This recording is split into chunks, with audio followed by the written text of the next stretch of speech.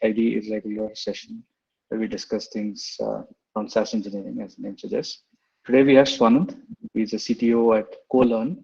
It's an education startup from Indonesia.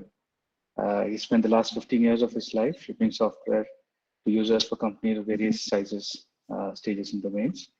And he likes to be called Tech Dad. That means I presume he has birthed a lot of technology. Talk to him about SQL. He loves SQL. And Swanand, please take it away. Awesome. Great. Hey everyone. Yeah, I mean, people call me Tech Dad in the company. It's a moniker that is stuck. I see a bunch of familiar faces. I would love videos on. I like talking to people rather than avatars. But anyway, so today's talk is about continuous deliveries, and I made up a pun on continuous deliveries as continuous deployments. And it's an experience report. What I want to share is like what have we been up to at CoLearn for the last 1 year, and the things that have worked for us, things that have not worked for us, etc. And hoping to share that this is a really nice way to run your engineering team, right? I know continuous delivery is an industry-wide accepted practice, and yet like we don't see it practiced widely enough. And so this talk is about that. I want to give out pointers and share what we're doing, right?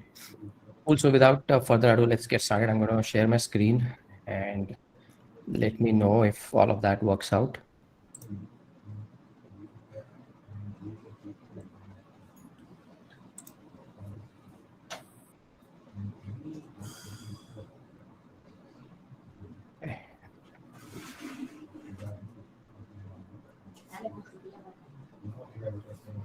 Okay, how about now? Is the first slide visible to everyone?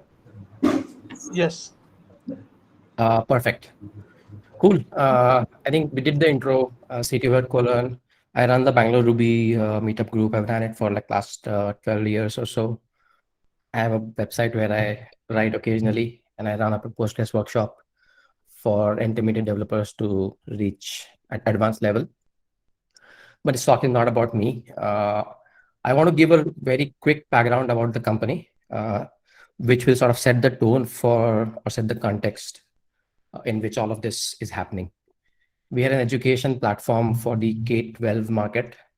K-12 is school-going children from standard 1 to standard 12. We're in Indonesia at the moment with plans to expand outwards as and when things work out. As opposed to some of the other more popular platforms, we are primarily into live classes.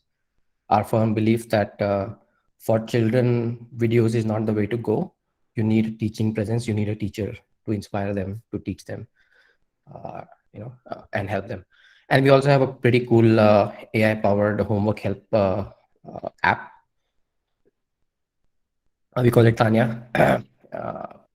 So 1 year ago, the case was we inherited about 8-month-old code bases, service-oriented architecture with primarily Node.js on the backend and React.js on the front end. We had an Android app in Kotlin and we had an iOS app in Swift, right? And then now we have 1 year, 8-month-old code bases. Service-oriented architecture is still here. We have written a lot of code in the last 1 year. Most of it has been in Rails and Django backend, and we maintain React on the front end. Native Android in Kotlin, the app is still there, but a Flutter rewrite is in progress at the moment. Same with iOS. We're rewriting it. All the legacy systems that we inherited, they were built for an MVP or a pre-MVP stage. What that means is that these kind of systems come without a lot of thorough engineering practices baked in. Often, like when you're in an MVP or pre-MVP stage, you don't really know what you're building and you don't want to spend a lot of time in engineering rigor. You can, but the common accepted practice is that you generally don't. It's not as beneficial as it is in the later stages. In that one period, we have grown from about 10 to 36 in the engineering team. The product team grew from 2 to 9, and the design and content team grew from 4 to 20. Right. So that's the backdrop. 1 year of work, 1 year and a few months of work in education, edtech, and all that. With the team size growing. So you can imagine, like whenever I'm sharing something about team, org, etc., you can sort of keep that in the back of your mind of how much we grew in that period. Fair warning, there is a lot to cover. What I'm going to do is throughout the talk in different sections, I'll just basically ask questions about whether or not you have done this before, seen this before. And if there is a particular practice that, let's say, the majority of the audience has already been practicing for a while, then I'm going to skip talking about that, and then we'll move on to the next section, right? Like, for example, yesterday I was talking to a team and they were on Heroku, which means a lot of the infrastructure related things were not super useful for them. So we skipped it. Same thing here. Before we dive down into the details, I want to make a quick case for CD. And again, before I do that, do everyone, like all of us here, accept that continuous delivery is a good thing? And this is something that we should partake in. If you can just drop it in the chat, and Shiva, if you can let me know, if there's an overwhelming yes, we'll just move into it, right? There you go. Yeah. Yep. Overwhelmingly positive. Absolutely. So I'm not going to go into why CD. Let's skip this section. I'm going to skip this section right up. The idea is that we're looking at preventive maintenance through continuous delivery, improve velocity, better iterations, better code quality, architecture, all of that. I think most of us are well aware of this. What's the catch? I think this part I do want to cover. Why do we not see the adoption of CD at a scale that we should really be seeing? I think, as per me, the number one reason is that it needs a lot of rigor in the engineering teams, which is not always possible, whether intentionally or unintentionally, not always possible. Specifically when you're moving from a CD incompatible system to a CD compatible system, that transition can be pretty difficult. And not all teams are in a position to put in that effort. It also has a very high inertia, like I was saying. It needs time, effort, and careful execution, especially when migrating to, but also when you're operating. And again, like teams may or may not be in a position to do that. And then finally, it does incur high short-term costs. You could be forced to hire more people, could be forced to have more infrastructure, could be forced to go for managed infra, etc. All inviting slightly higher costs than you're willing to pay. Right? Anyway, so let's dive into the methodology. This talk is based on 3 sets of methodologies, and then dive down into each of those methodologies as we go along. And then in the end, we'll summarize and then open for questions. The methodology of what I call is like the 3 Ps, pair programming, playbooks, pipelines, dot your I's, instrumentation, infrastructure as code, immutable infra, cross your T's, which means TDD, testing, trunk-based development, what the F's, don't get funny ideas, that means feature flags, and then the big O's, observability, on-call rotation, right? But that's just a fancy way of saying that these things. What I really mean to say is that pairing TDD, trunk-based development, and on-call rotation, they bring a certain rigor to the team, and they help with that rigor. Either help you build it or help you maintain it, both equally important. Testing, instrumentation, observability, feature flags are a key part of verification, making verification easy for your team.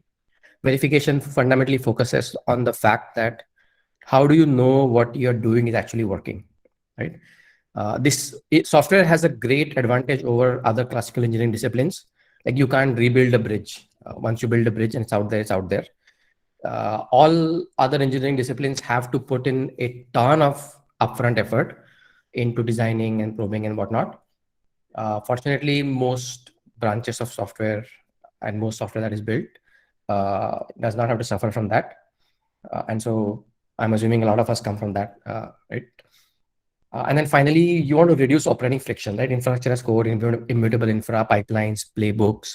They help in reducing operating friction so that the team can focus on what is more important, which is what you're doing and what you're building, right? Ultimately, the goal of any product engineering team is to create a sustainable culture of building and shipping great products, right? And I think this is the fundamental premise that all of us agree on, that we want to create a sustainable culture of building and shipping great things in our teams. And so with that, like, the 3 sections look like this: build rigor, make verification easy, and then low operating friction. First section is up, right up. I would say out of the 3, this is my favorite. And generally I spend the most time on this particular section. As and when your questions come up, please type them in the chat. I cannot see the chat. I'm going to depend on Shiva to help me with that. Let the questions flow. Build rigor, or as I like to call it, like putting the engineering in engineering, right? Engineering is associated with a lot of rigor. Same with academics, science, etc. Same thing. And then this, so rigor, like we saw, broken down into 4 sections: pair programming, TDD, trunk-based development, and then finally on-call rotation.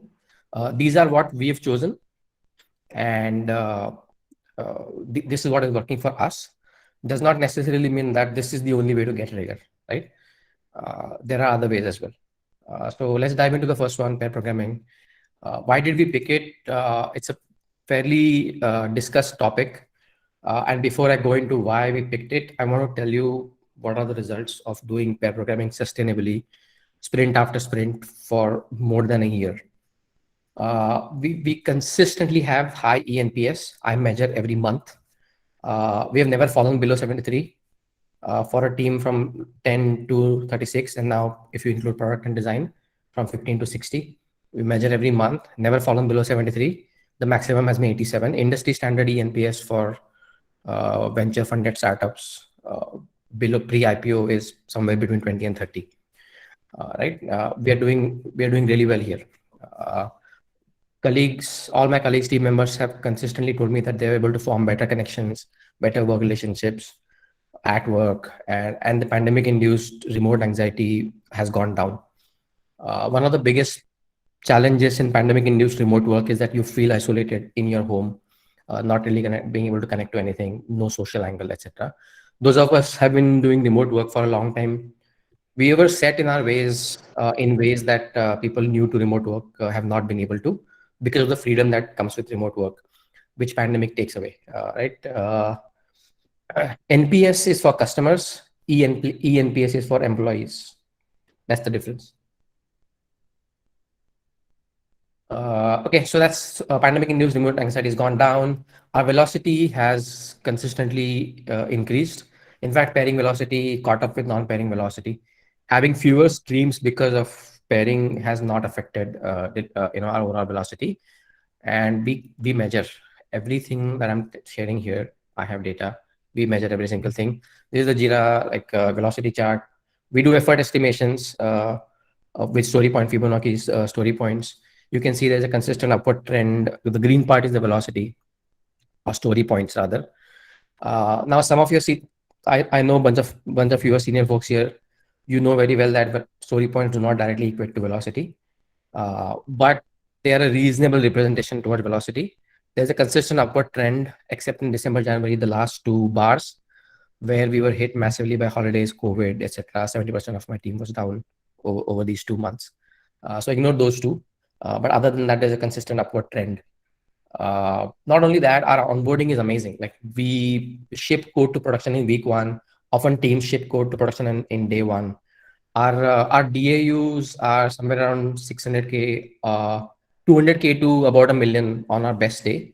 So imagine like you joining the company on day 1, you're pushing the code, and 1 million users use your code in 24 hours.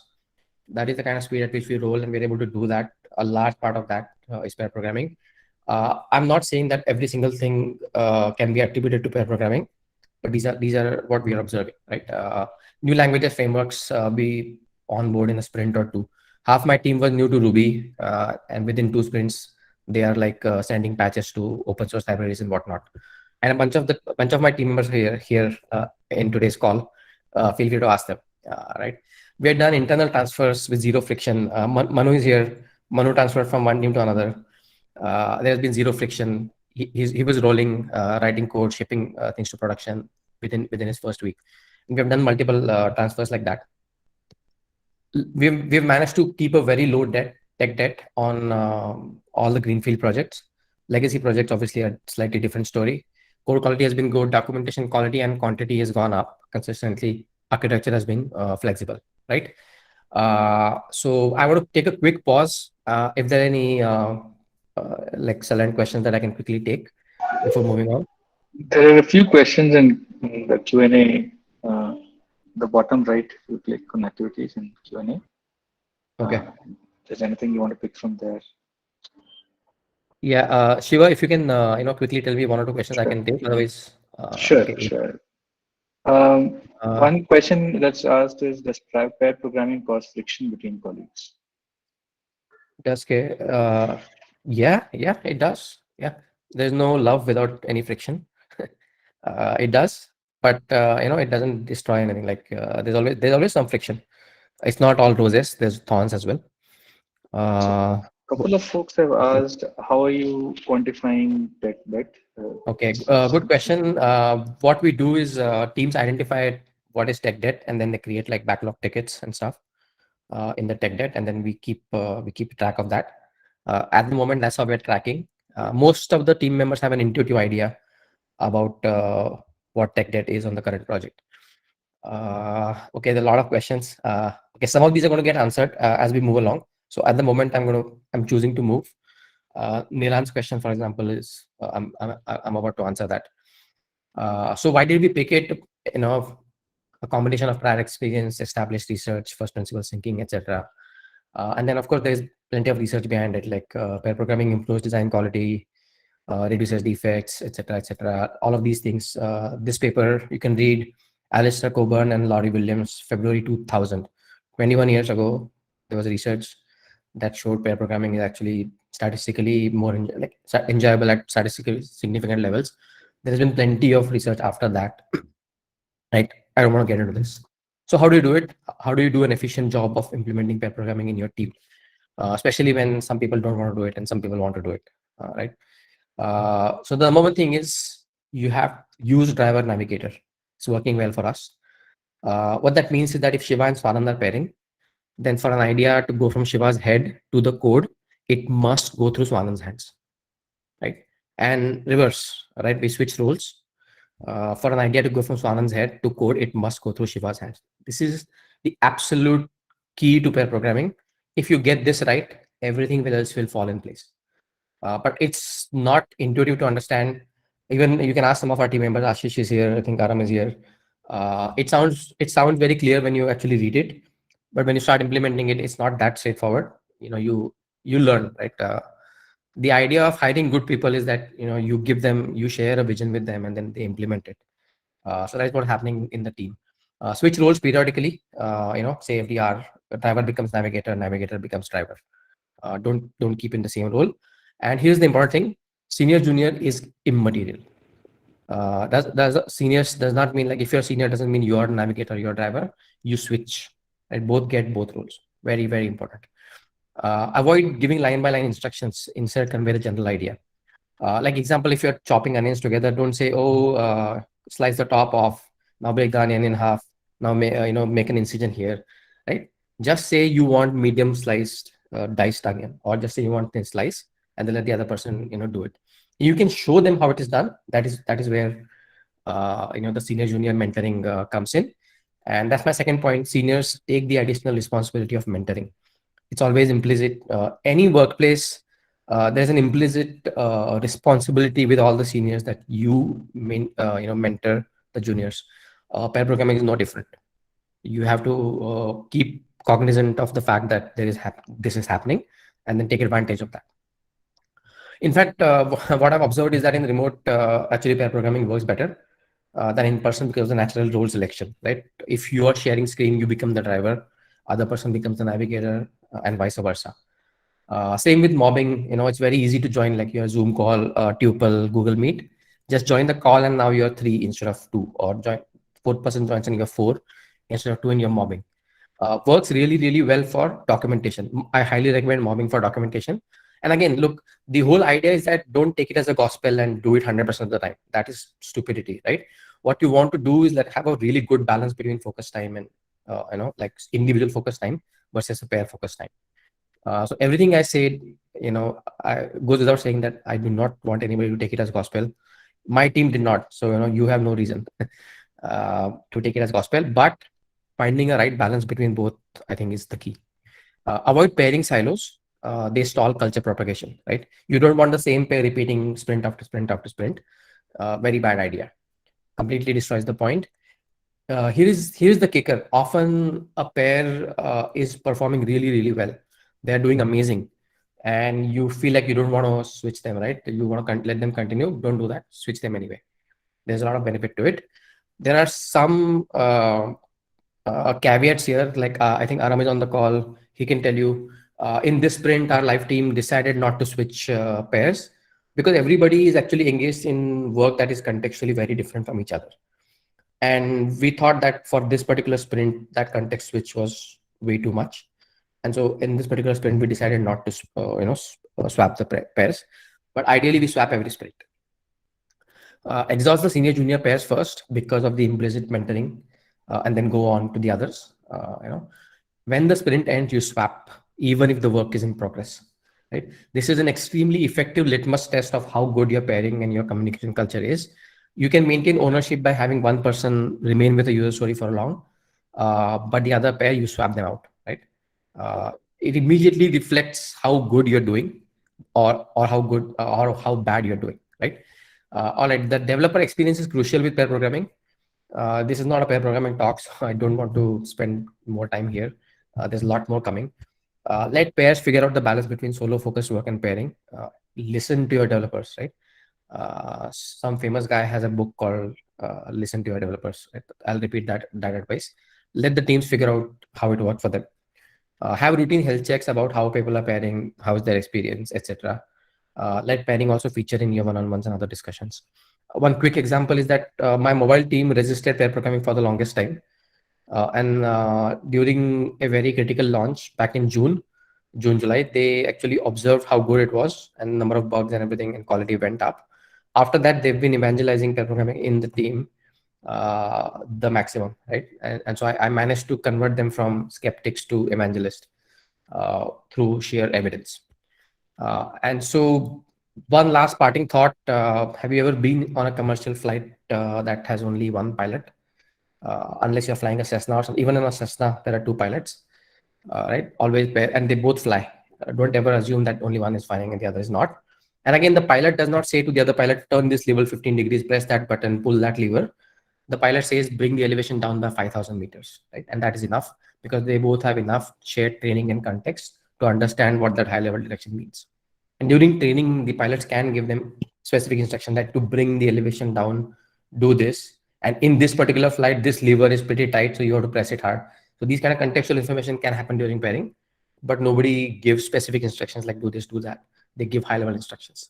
So I'm going to leave you with that thought. Use driver navigator, switch pairs every single sprint, no, avoid pairing silos almost religiously, and then routine health checks with the team. Very, very critical. With that, next section, TDD, quick check on questions. If anybody has an important question, just unmute and ask when I'm taking this break. Is there a good time to start pair programming in a setup? Yeah, it is yesterday. Who's generally the owner of a task, driver or the navigator? That's the key. See, the thing is, are you going to switch owner of a task every hour? Because driver and navigator, they change every hour, right? So it doesn't matter. Driver navigator roles are for pairing, they're not for user story ownership. Switching of pairs, did that happen to when team size was small? Yes, it did. Like the team size did not matter. How has the hiring policy been a factor in this success? Yeah, I mean, our hiring, I would say we have a reasonably standardized process. And so hiring has been sort of like we've not had a lot of ups and downs in hiring. So it hasn't really affected. I did not truly understand your question, but I hope I answered it. What are the learning secrets to pick up a new tech stack with? Yeah, look, find a senior pair programmer and pair with them. That's the secret. Okay, I think most other questions are answered. Perfect. All right, let's move to the next section, TDD. Why did we pick it? Honestly, I'm half in a mind to skip this. There is way too much talk about TDD. Every day there's another tweet, oh, TDD is great, TDD is, TDD sucks and whatnot. I really do not want to get into the nitty-gritties of TDD, but I do want to leave you with two thoughts. Number one is that TDD improves testability without doubt. If you embrace TDD, your overall testability will go up, I guarantee you. And that benefit alone is enough to embrace TDD because testability is a core engineering discipline. The fact that your product you can test it in ways that tells you the quality of the product is very, very important to engineering and product development. And so testability, improving testability alone is a benefit enough to embrace TDD. And then it forces you to sort of think in terms of specifications, right? That again improves product thinking. Like you are forced to think about how and what are we doing and why are we doing this. And again, like as I said, that improves some product thinking, and overall your specification kind of style brings in a lot of fresh thought. So what are the effects of doing TDD in our team? What are we observing? We've been doing it for like almost a year now, right? So what are we seeing? Number one, clear and significant uptick in quality where TDD was followed and where it wasn't, right? Ask Manu. We just had a long call a couple of weeks ago around this. Or ask Ashwin. Ashwin is here. Hey Ashwin.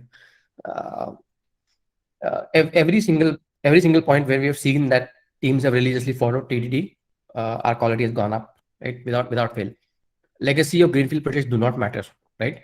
We have seen that even on legacy projects and greenfield projects, our quality went up. And then we are tracking, right? We have these bots, Rubocop, code climate, and whatnot. And here's the kicker: TDD and pair programming are incredible force multipliers. You use both, and they create like a really strong positive gains loop that feeds into each other, right? They work really, really well together. So these are the reasons. So this is what we are observing. So how do you do it? Again, like I do not want to get into a lot of detail, but the number one step is have senior engineers who are experienced in TDD, right? Okay, who wants to guess what step number 2 is? CoLearn team is not allowed to guess. What's the second step? Step 1 is have senior engineers who are experienced in TDD. What's the second step? Somebody unmute and speak. Have junior engineers who are ready to learn. Okay, maybe. You pair, right? Yes. You pair them with the juniors. Yeah, have senior engineers who are experienced in TDD, pair with them. You're going to level up in TDD in no time. Very, very straightforward. All right, I think there are a bunch of questions. Again, we are moving to the next section, so I'll quickly take and see if there's any 3 new questions. Did you also end up doing TDD for the legacy code that was inherited? If yes, or was it any different? Great question. We did it on the pieces that were not super complicated. In fact, one time we tried it on a piece that was very complex, and we ended up introducing a major bug in production. So we've had our ups and downs, but we're trying it on both on both projects, right? Wherever you think or wherever the team thinks it's appropriate, they're doing it, and most of the time it works out. I mean, it's not like it's bug free. Like I said, we did actually release a major bug in production, but because of trunk based development, which is upcoming next section, and continuous delivery, we fixed it within like some 20-30 minutes. On mobile teams, would be the biggest challenge, right? Because I'm sure many of them are going to inherit an existing code base, and one of the biggest challenges is going to be introducing TDD, because that would many times involve large scale refactoring. Absolutely. So one of the biggest fear about TDD is that you need a code base that is 100% covered in order to do TDD. Not true. Every new line of code you want to do, you write it in TDD fashion, right? Embrace like API testing and integration testing. So if you have a legacy code base without any tests, writing unit tests for that kind of code base is a wasted effort, right? You don't want to do that. What you want to instead focus on is like high level integration tests, which look at your specification. And if you have a good coverage on that side of things, then for all new code you write, you can then mix and match and balance out between unit tests and integration tests, right? So that's what I think. Arnav's question is super interesting. I want to answer that. On mobile teams, are we able to do 100% TDD workflow? Yes, we are trying pretty hard, or not 100%. But honestly, like I would not like it if it were 100%, because 100% of anything is not always good. So in many places we are able to, especially on Flutter. We are rewriting where the Flutter rewrite is in progress at the moment. On Flutter, TDD discipline has been amazing, right? But on the native in legacy code bases, it has been on and off. And again, like wherever it has been off, the results are quite clear. At CoLearn, is TDD tied to pair programming? No, we don't do that. Yeah. There is a pattern called ping pong in TDD, but we don't do that. How to hire senior engineers? Oh my God, no, that's a different talk. Pair programming is fine, but how is the upskilling experience been?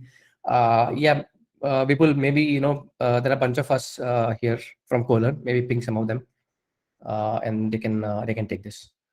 Unit test only or any other test? Yeah, we do all kinds of tests: integration unit, API, like even on the front end we have like Cypress and whatnot, all kinds of tests. There's No point. one very interesting question, Swanand, before you Yes, move on to the next topic. yes, Have yes. you had conflicts with management about pairing reducing velocity, two devs doing one I task? am the management, so uh, yeah, no. Look, as long here's the thing, our velocity has been great. We are shipping things at a speed like almost unimaginable for most of the team, right? And so when the results are clear, you don't get a lot of friction. And honestly, like sometimes there has been some pushback on pair programming specifically, because product teams, pair programming reduces the number of delivery streams, right? And that means you have to prioritize really, really hard, right? The thing is that it does not affect velocity, right? Because you're spending far fewer minutes and hours into like bad solutions, etc. Right? So there's only perception that your overall velocity goes down. You just have to show them the evidence, right? Either they can trust you with it, or you show them that this is how it is.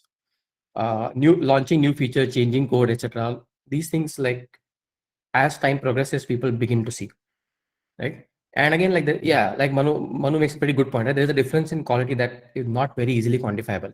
It has to be experienced a little bit, honestly. Like I honestly do not know if there's like a proper PhD level research into like how this ties up to velocity, etc. We are seeing consistent uptick, and our results are like out there. Does that answer the question? Okay, I think it does. Okay, like I said, let's move on. There's more interesting stuff coming. Trunk-based development, again, like very hot debate. Yeah, Piyush, you should talk to Piyush about it, right? His team also does a lot of these, this engineering rigor. Piyush is a great person to talk to. He runs the engineering team at Capillary. Definitely go talk to him. So trunk-based development.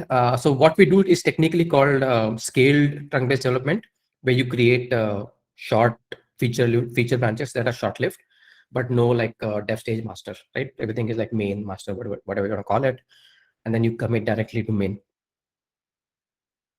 So we do the variant called scaled trunk-based development. Why did we pick it? Again, like a lot of talk about this out. Again, this has a fairly discussed topic. There's an impedance mismatch between the open source style long-lived branches plus PR-based workflow and how high trust teams operate. Right?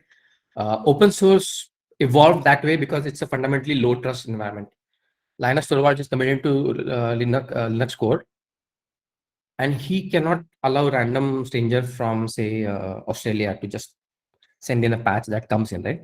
Not possible, not going to happen. And so open source projects have a very, very different requirement. That's not the case with the teams, right? So you can do like a PR, you can get away with PR for code review and switch to like a trunk-based model, which is based on slightly higher trust and ownership, as we'll see. I know like a bunch of us have been doing trunk-based development for a long time, and this is the way for us.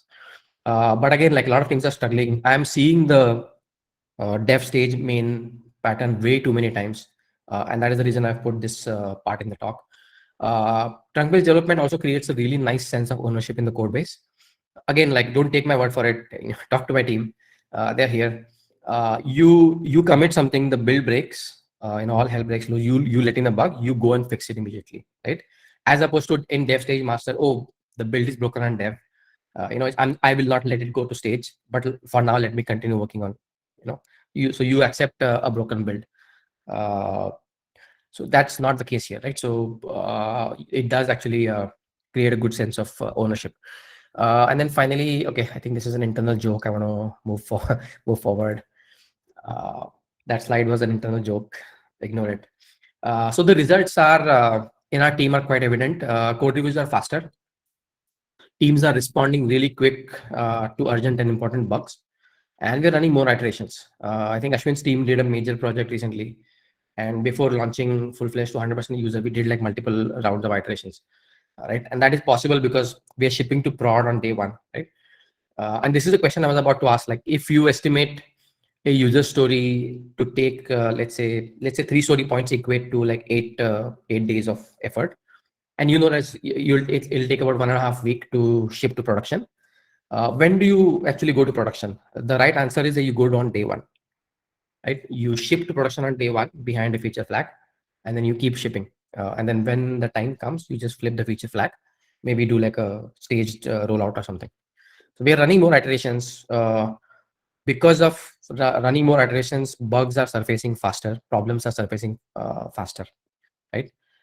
Yeah, right now, like we have 3 vertical teams and roughly 15 pairs. Even if like one pair does like 2 to 3 commits a day, that's like around 40-50 commits a day, 40-50 deployments to production in a day. There are some downsides as well. Deploying to dev stage environments has become slightly awkward in some projects because there's no one-to-one mapping between there's no dev branch, right? Feature flags has a whole section, Bhuvanesh, I'll come to that. Right, there's a whole section on feature flags. Yeah, so there's a little bit of awkwardness between dev stage and master because there's no dev stage, and that because of that, turnkey environments have become a necessity. And I think Pratiksha is going to be happy about this. But yeah, so turnkey environments have now become a necessity, and the DevOps team is working on something like that. And believe me, turnkey environments are like really the way to go. You really need them. Do you work on retiring feature? Yes. Feature flags do not live once once a feature matures. Feature flags do not live past it. All the questions of feature flags, hold them for a little bit. Okay, how to do it? How do you create a really nice trunk-based environment culture? A lot of questions are coming in. So here's the thing: have fast builds, really fast builds. If your build time is very slow, like do whatever you can to get a really fast test build, because you want to run it locally, you want to run it constantly, right? You change code, you want to run the test suite, you want to see what's going on, etc. You want to be able to change the code fast, run the test suite fast. This is something Rails code, like long-term Rails code bases really suck at. Same with Django, a Django code base, like years old Django code base, the tests get really slow over time. You only have 15 minutes from git push to production, right? This is a rule Charity Majors came up with. I'm just evangelizing her idea, but it's worked really well for us. Git push to production takes 15 minutes. There's no manual approval anywhere. Everything is in your code build, in your build stage, right? And then pre-development. And then enable focus test runs, right? If you change a line of code, you want to quickly be able to run only that particular change or that particular test or any related test. So enable this, like for example, in RubyMine and Rails, Command Shift R will run the current test that you're on, right? Similar shortcuts exist for like PyCharm, Django, or VS Code and Node.js, etc. So like focus really hard on the developer experience of running the test builds, because when you're doing trunk-based development, your build is your best friend, and you want to be able to like be really good with the builds locally. Have like really nice development machines, right? Like we buy like top end fruit company laptops, whatever. All the laptops, I'm not going to go into Apple and Mac and Windows. That's a very stupid debate. But every single dev laptop must have automated and manual testing setup for whatever code that developer is working on. And then any dependency, let's say user management and then vendor management. Vendor management depends on user management. Then you should be able to set up user management on your laptop pretty fast, right? And they should be able to talk to each other, etc. So you should be able to set up any dependency fast. Without that comes a lot of friction, and you do not want to run into that kind of friction. That brings us to the end of trunk-based development. Let me go and look at the questions real quick. Oh my God, 10 questions. All right. What are your thoughts about monorepos? I do not like monorepos. Monorepos are for Google. Here's the flowchart. Should I use monorepos? Question 1, are you Google? Yes, use monorepos. No, do not use monorepos. Multi-repos. Do you still use code reviews? Yes, we do use code reviews because sometimes the pair working on the user story, sometimes they do need, outside help or someone else sometimes, but not always. Like for major pieces of work, we do code reviews. We use pull requests as a tool for communication and not as a tool for code review. So we do pull requests, which serve as like a nice documentation, and then sometimes they help with code reviews. Although most of our code reviews happen on tuple and in RubyMine, VS Code and all that. Oh, better than far better than GitHub. Is the code base a big monolith? No, it's not. We have a service-oriented architecture. Ashwin, how many services do we have? Roughly around 10 to 12, I think, in that range. Do you use any tooling for feature flags? I'll cover feature flags in a little bit. I'm already a proponent, but find it harder to convince mobile teams to. Oh yeah. Arnav, we are doing a separate talk on CD for mobile because there are. So here's the thing. I think Arnav knows this well. CD is a very complex topic when it comes to mobile because of just how hard it is to run the tests. And it's not easy. Backend teams have it easy. Trust me. Front end, like mobile web and like front end web and mobile teams have it way harder to do CD than backend. So I'm not going in depth on mobile, but it is definitely a little bit hard, especially the tooling is not mature enough. And honestly, I would have loved some more sophisticated tooling for like integration tests, like capybara style tests, etc. on mobile. We've not found anything that is ultra convincing. Do you With the deploy it? also Yeah. that 2 minute, 15-minute tools, are you able to put them in? No, so, yeah, good question. So on mobile, our goal is that we want to be able to deploy to App Store and Play Store anytime at any point in time. But we are not actually doing the deployments, right? And so for the legacy code bases, that has been like really, really hard. And like we have tried, so the friction was pretty hard. In the end, we decided to move to Flutter, not because of that, because of some other reasons, like we wanted to run a leaner team, etc. And Flutter suited well. But on Flutter, we are able to maintain that, which is a greenfield project.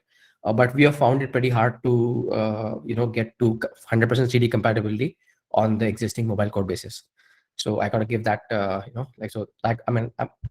as much as I hate to admit it, that's the truth. What does the QA process look like? QA does not exist for engineering. Engineering team does not have QA at their disposal. No QAs. QA teams, they live with product and they do release testing, etc. Like don't hire QAs. QAs make sure engineers lazy. Fire your QA team and then move them to a different team. What's the production fleet size? What does fleet size mean? I do not know. Does trunk-based development affect overall code quality? It does, but in a positive way. Your code quality actually improves because of the other factors, right? Look, code quality is a complex metric. It is made up of many, many different things. It is made up of like right from things like what were the emotions of the people who were writing the code at that point, like something happened in their life and whatnot, to like how much of a legacy you have, etc. So it's a very complex topic, right? There is no single driver towards code quality, but trunk-based development does help because of some of the things that I mentioned earlier, like ownership, build, fast iteration, etc. If a change spans multiple services, how does this process work? Great question. This is where the scaled trunk-based development works really well, is that you create those short-lived feature branches, and you create and you test the dependencies out on subprime environments, lower order environment, etc. And then you push and then you merge your code, right? That is exactly where trunk-based development has to differ a little bit from the traditional model to the scaled model.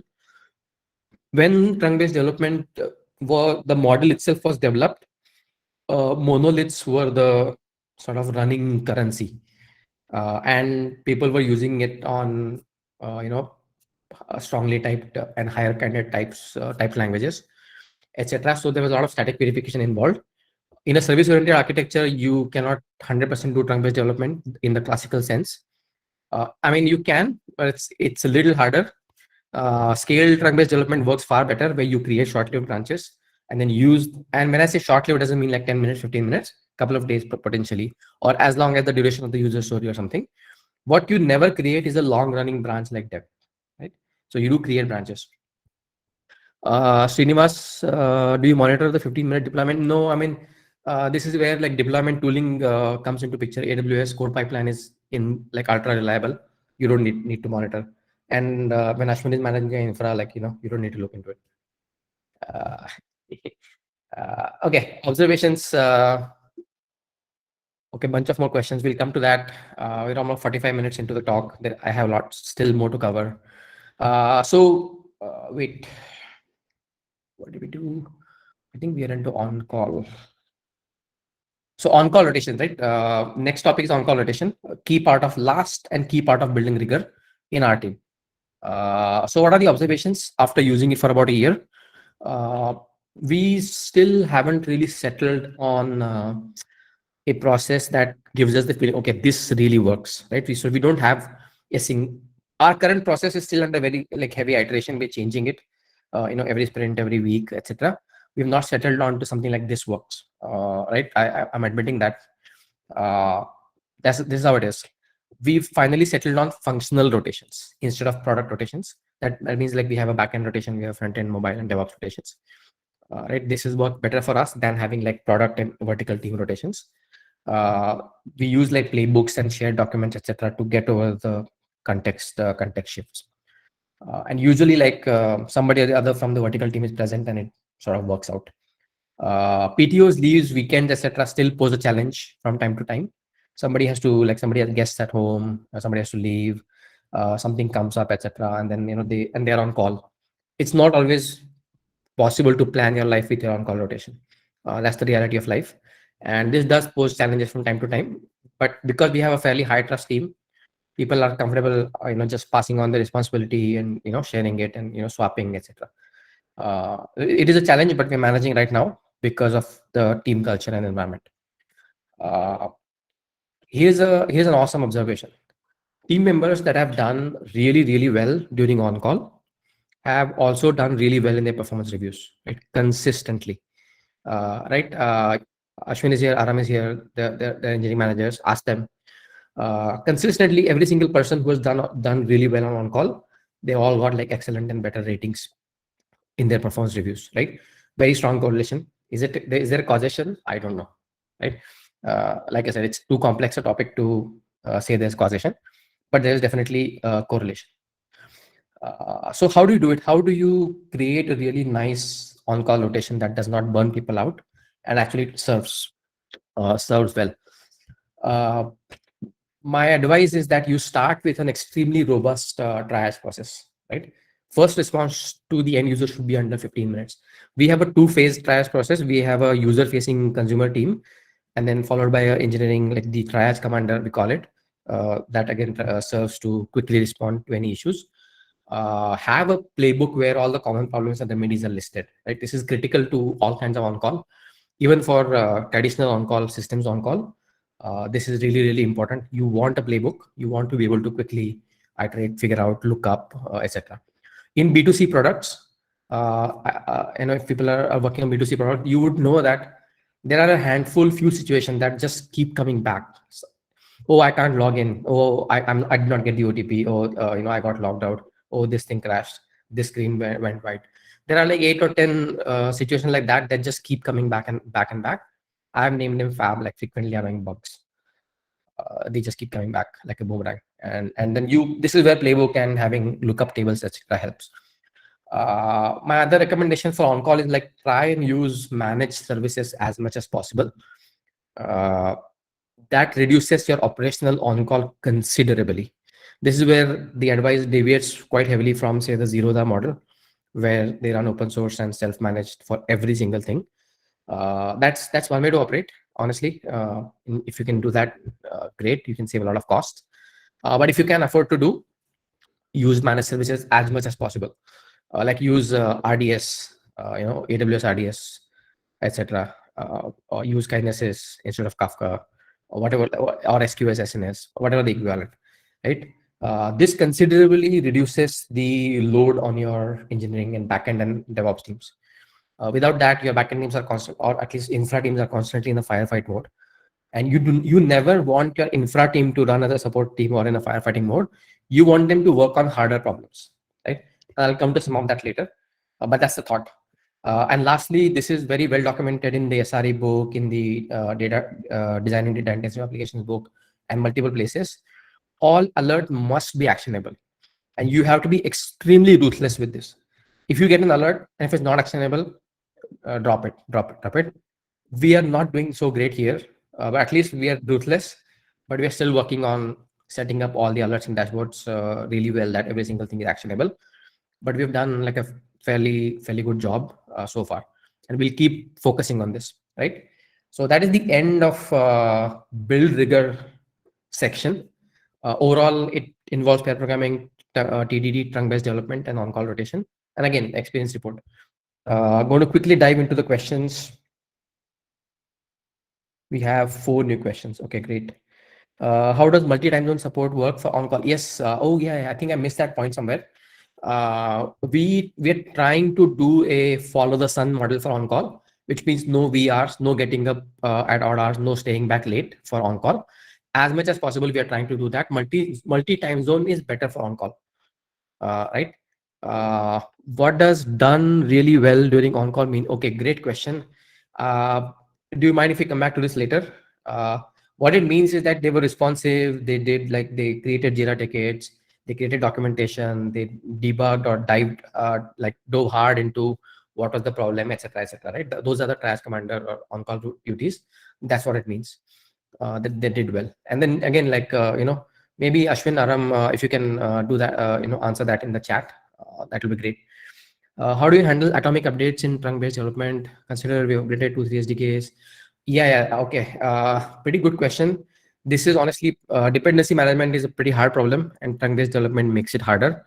Having things like your automated dependency checkers, etc., helps, but there is no one silver bullet for this. Mostly, whenever we've run into these, we've done like a case-to-case transition, right? I wish I had like a silver bullet answer for you, but I don't. Which every time this kind of problem comes up, we just handle it at the same time, right? Look, this is the whole point of it, right? If you're doing trunk-based development, right, do not take it as like the gospel and the word of God. It's not, right? Every single member of the team is an intelligent, professional software engineer who knows what they do, right? Listen to your engineers, listen to your developers, and take a call that makes sense at that moment, right? So that's the key to doing all of this, right? We do pair programming, but do we do it 100% of the time? No, we don't. Pair programming is a terrible idea if you're doing proof of concept throwaway work, or if you're doing like software architecture kind of work. You're better off doing individual deep focus work and then coming together and discussing it rather than doing pair programming, right? Same goes for everything else. Hire good people and trust them to understand the process well. Okay, Akshay asked, how do you communicate new features or updates with customers? It's not super, product team manages it. I don't want to get into detail. Like, look, it's not that hard to figure out, honestly. You can create like a Google Doc or channel or something, and then, or you can use Jira for that and club together and do it. Many strategies. If you're finding it difficult, maybe we can talk about it offline and figure something out. Okay, next section. Okay, we are almost past the 1 hour limit. Is this interesting enough? Do you want to continue? Yeah, I mean, if you have time, we have about, I think 90% of the folks who joined are still here. So Okay, guessing, awesome. Yes, let's continue. Second section is make verification easy. How do you know that what you have done is actually working, right? Very, like I said, critical aspect of engineering, right? Verification. When you build, like how many of you remember those Casio or TI calculators from your engineering days, right? Did you ever open up the calculator, opened it, and at the back there's a probe, and if you connect the probe to a lab device, it'll print the entire state of the calculator and etc., and you can actually figure out whether the machine works or not. At least TI calculators had that. I don't remember if Casio did. So what I'm trying to say is or rack and pinion. If there's a rack and pinion arrangement, and if that arrangement is not working, it's evident looking at it, right? You don't have to figure it out. Like it's quite evident. It gives you signals early on, right? So verification is a key part of engineering, and verification can be broken down into a couple of disciplines. Number 1, testability. Number 2, instrumentation. Number 3, feature flags, and number 4, static verification. By the way, the entirety of build rigor section, the point I missed to share is that every single thing that I've shared has ancillary benefits that go way beyond just continuous delivery, right? So this talk is truly not just about continuous delivery. I'm just trying to preach for good engineering practices in the guise of continuous delivery, honestly, because it makes your life easy. Like I sleep better at night, and I want you to sleep better at night as well. So back to our verification, testability, instrumentation, feature flag, static verification. Let's dive into testability first. I've shared it multiple times. It's a core engineering discipline.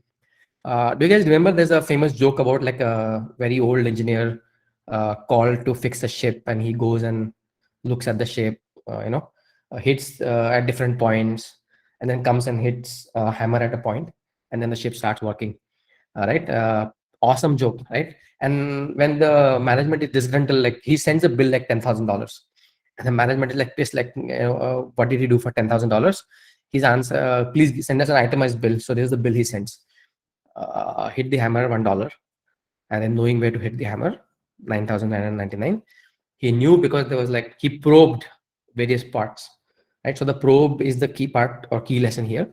Of course, like the joke, and it's a little bit of a stretch, but still, I hope the metaphor is not lost. The more testable your environment is, the more people will actually test it, right? Common sense, intuitive. Make it easy to test something, and it will get tested, especially in high trust teams. Right? If you have team members that actually are caring and they care enough about what you're doing, then you make something testable, and it's actually going to get tested. Right? Conversely, right, make it like difficult to test something, and it's easy to slip up. Even the most well-intentioned people will slip up when things get really difficult to test, and so don't want to make that mistake. What are the observations? What are we observing after doing it for a while? Number one is that not having dev stage or subprime environments or lower order environments as close to production has routinely caused us problems. There's a thing called testing in production, right? So the subprime environments like dev stage, dev 1, dev 2, if they're not very close to production, it can cause problems. It has for us. Sometimes there were bugs that were only revealed in production versus not in dev and stage, etc. During development time testing. And so we are working pretty hard to fix this. I'm sure like we are not the first team to like many here would have experienced this. Static branches like mapping to dev stage main seem like a pretty nice thing, especially when you have a dev environment and stage environment, but it's actually like a big no. We have covered part of this in trunk-based development. You don't want static long-lived branches. They cause merge hell and so many other problems. Again, part of that is covered in trunk-based development. Opaque third-party dependencies are incredibly hard to test. WhatsApp Business API is a great example. Like Facebook, I thank them for making WhatsApp messaging available over API. But man, WhatsApp is one notoriously hard piece of software to test.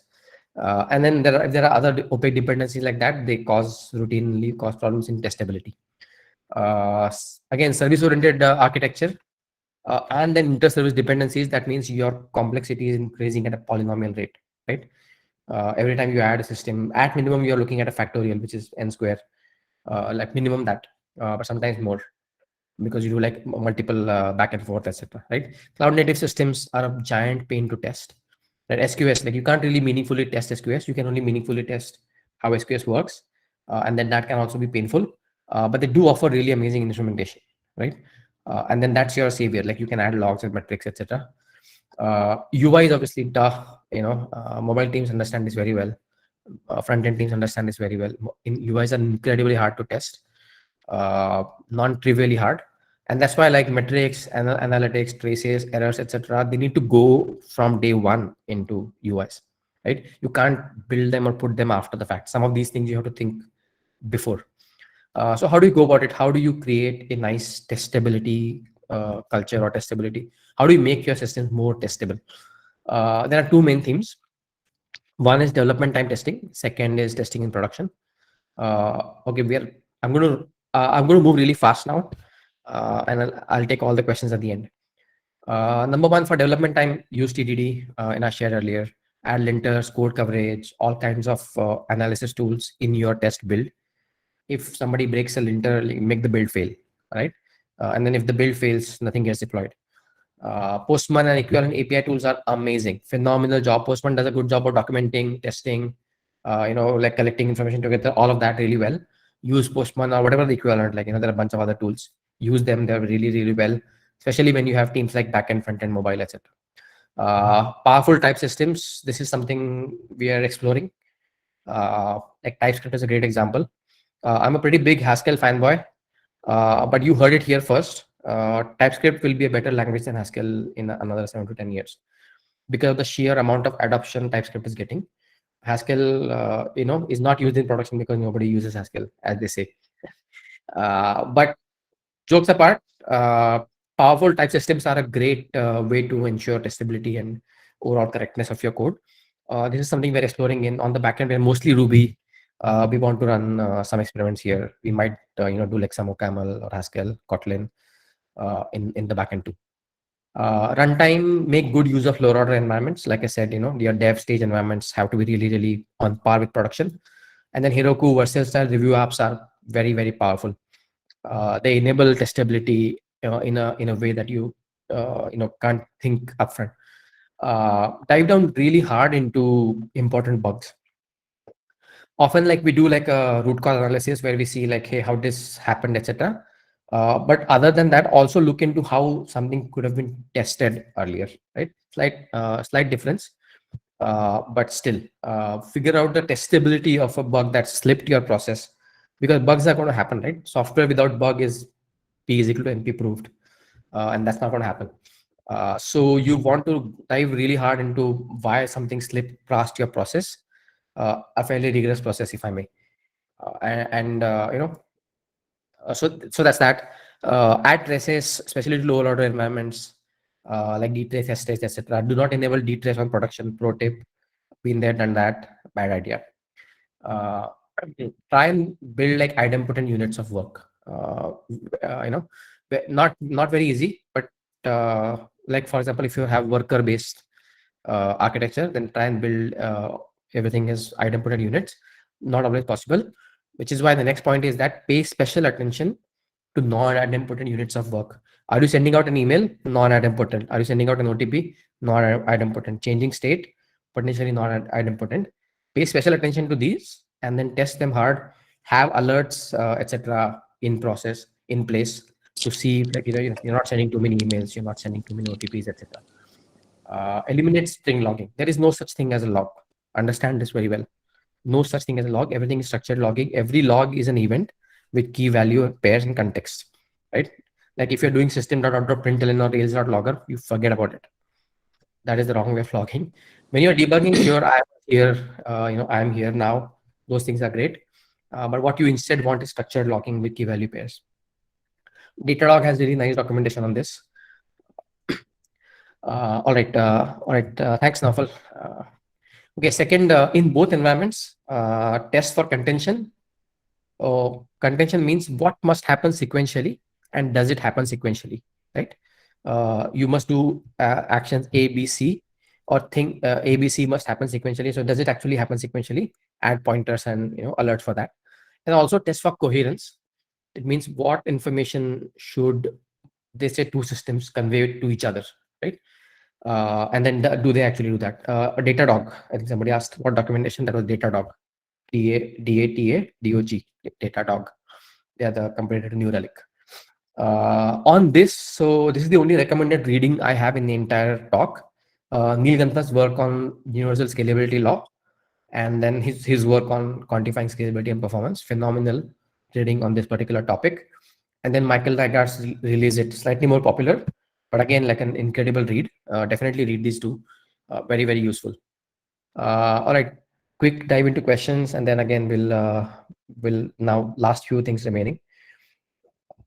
Any new questions? I think we covered everything. Perfect. Okay, no more questions means the talk is getting boring. All right, instrumentation. This is my favorite part. Stick to this, and then after this, we can probably just rush through everything else. Why did we pick? Yeah, I don't know. Like let's move on. Let's look at the results. Yeah, New Relic routinely predicts a lot of problems for us right before they occur. New Relic is a part of our instrumentation, workflow. Tech spec quality has gone up significantly because of our emphasis on instrumentation. Yeah, feature flags is right after this. We actually add metrics and dashboarding, etc., right in tech specs. Right. When we are writing tech spec, we also design like what is going to look like in production.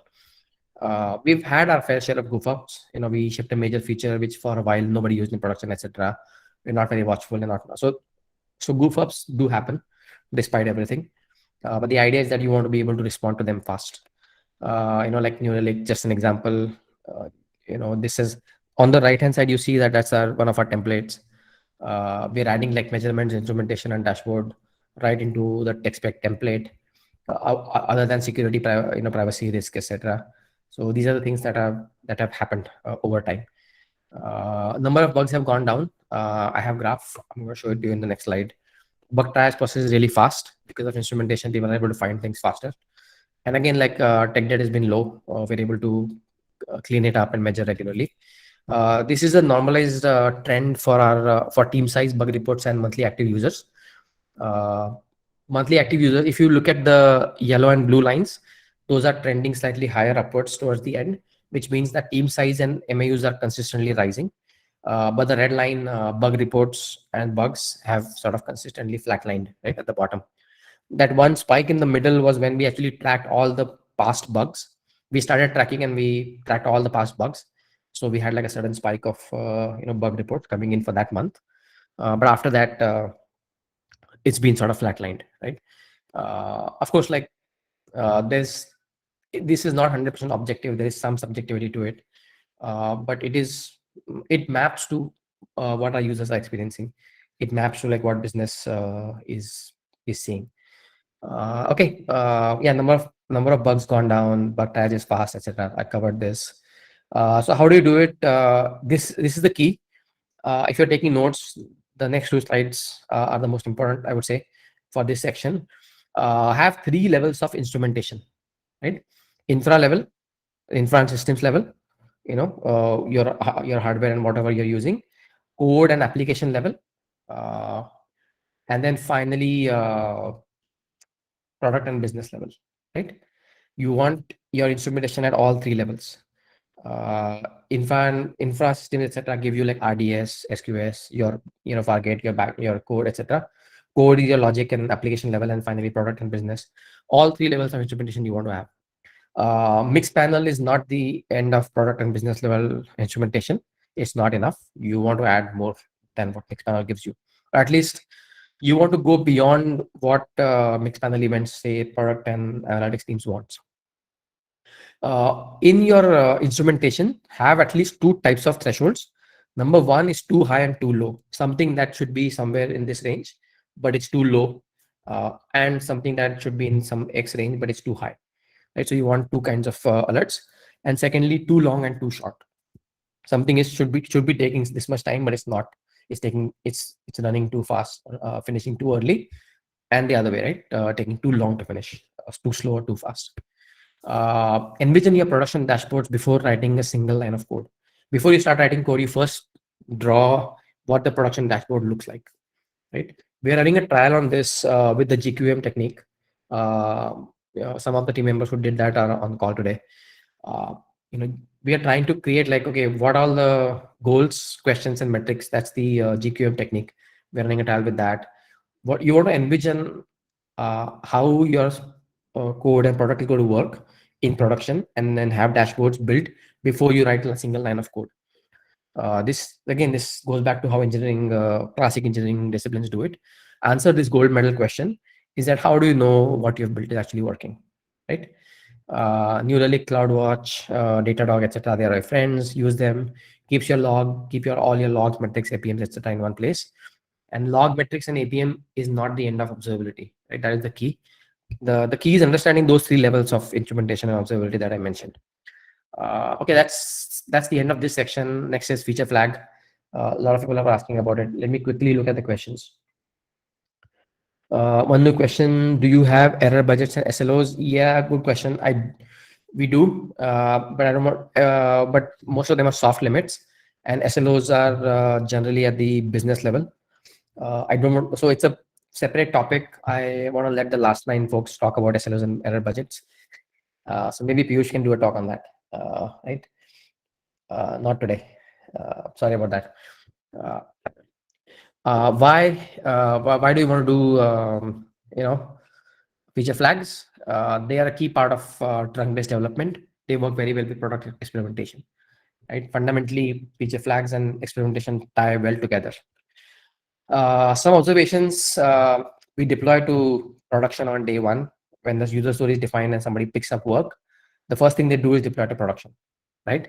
Having fewer technologies has helped our usage, has standardized our usage. Flipper, incredible feature flag library. We use it across the board because we are on Ruby, and then Python also has it. Code. Now, here's the biggest problem with feature flags. The code gets littered with branching. If feature flag, do this, else something, and you have to live with it. There's absolutely no way to live without it. You have to live with it. And then when the feature flag mature, you have to come back and actually go and fix it, right? Come back and remove that branching, right? Remove the branching as soon as the feature matures. But the code is going to be littered with branching. And there's nothing you can do about it. 3 kinds of feature flags. Anybody wants to guess what 3 kinds of feature flags there would be? Quick, unmute and speak.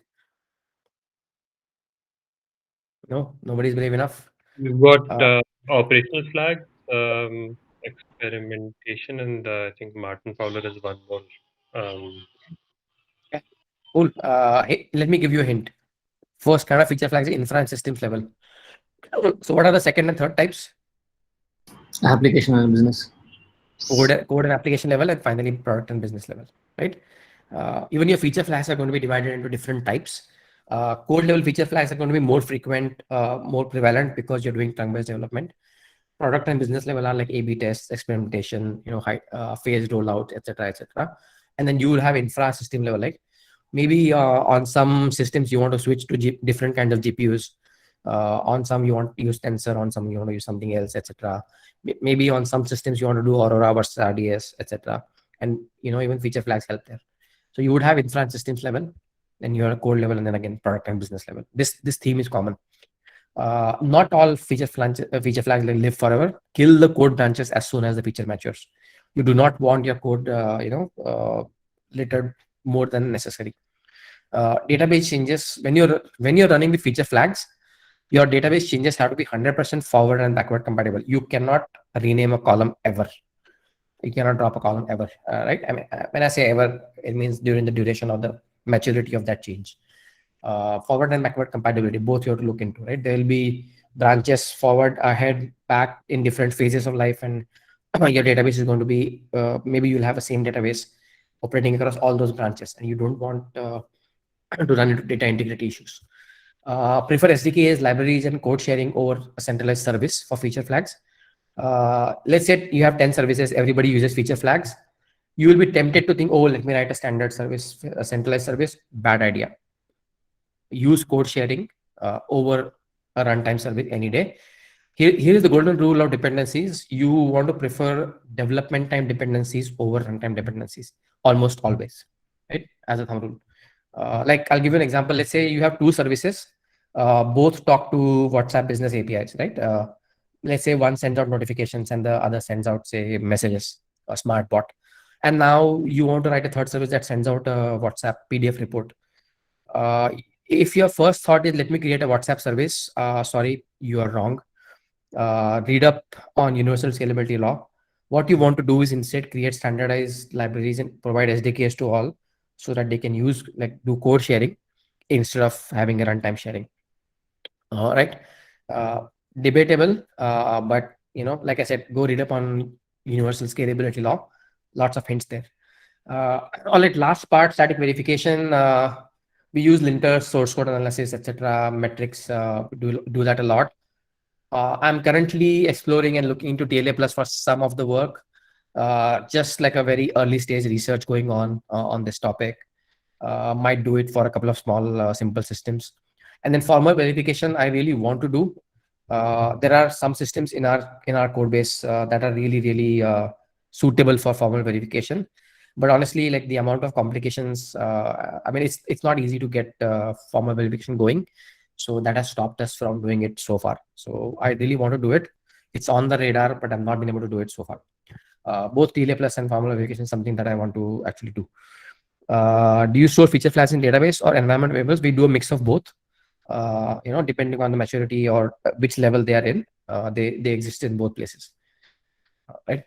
Sometimes they're directly in code branches as well. Right. You directly add in code sometimes. Not all feature flags need to be flipped at runtime. Right. Intuitively in your application which one is needed to be flipped at runtime versus which one can be flipped through or during deployment. So take a call accordingly. All of that brings us to the end of make verification easy. Testability, instrumentation, feature flags, and static verification. I'm going to take a pause and take questions. And I feel like we should stop here today. I'll share the slides for the last section. Mostly the last section is use AWS CDK, use infrastructure as code, and write playbooks. All right, I'll rush through that real quick. Bunch of questions. 2 new questions. Feature flags and trunk-based development need some work on the stories coming in. How much work did you have to put in? I actually did not understand the question really well, Siddharth. Do you have feature flags across services? Yes, we do. We do. Some feature flags are common to all services. Some are like shared, etc. And again, the moment you have a shared feature flag across services, you are looking at a runtime dependency, and then so these are the ones we're managing through environment variables at the moment. And then sometimes because databases are not shared across services, so those we're managing through either through a centralized service, much to my disdain. But things like AWS Systems Manager help with these kind of things. All right. Okay. That's about it. Last section, reduce operating friction. Let me rush through this because I think I've spoken too much. At this point, I'm sure people are bored. The key is pipelines, create smooth pipelines everywhere. Infrastructure as code and playbooks. Ashwin is going to kill me. This is his favorite section. And I'm rushing through this. So I'm going to hear from him after the talk. Hey, why did you do that? Sorry, Ashwin. This is fine. I think people understand this very well. Here is what you want to think about.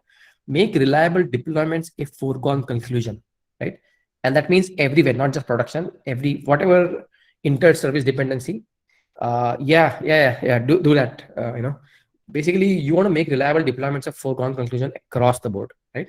Make it extremely easy to deploy something, right? And debug deployment failures, etc., etc. We worked really hard on this for the first couple of months, right? We're pulling all-nighters and whatnot in the beginning to just make sure that all of these operations are smooth. We do 50 deployments per day. The slowest is 15 minutes and fastest is 3 minutes, including all the testing, etc. All right. I think I'm going to move forward. Infrastructure as code, AWS CDK. I think Satya was here on the talk. He has written a whole book on it. I suggest you read it. Terraform and CDK are great tools. I particularly like CDK quite a bit. Honestly, Satya is the right person to talk about CDK. Post your questions. I'm sure he is happy to answer. Incredibly powerful tool. Here's the thing. If you've never heard of CDK or Pulumi, you are writing declarative code to describe your infrastructure, right? What that means, the real power of CDK or Pulumi is that backend teams can now own their infrastructure stack, and that creates the space for infra teams to actually tackle hard problems like turnkey deployments, incredibly hard problem to solve, right? Or centralized logging, etc. There are a lot of hard problems in infrastructure. I saw Tasdeeq as well on the call. A bunch of other people I know. Talk to these people. Ashwin is here. Infra overall is littered with hard problems.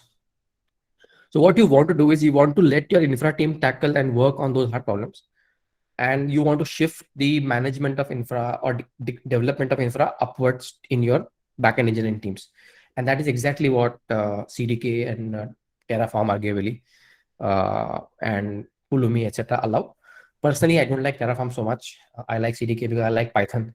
At least I like writing infrastructure in Python, right? You want to write a new Redis server? Yeah, there is a DSL.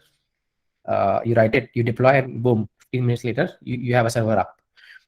That's what I was saying. The vertical teams, they want to define and manage their own infra, and they should not be blocked by like a horizontal team.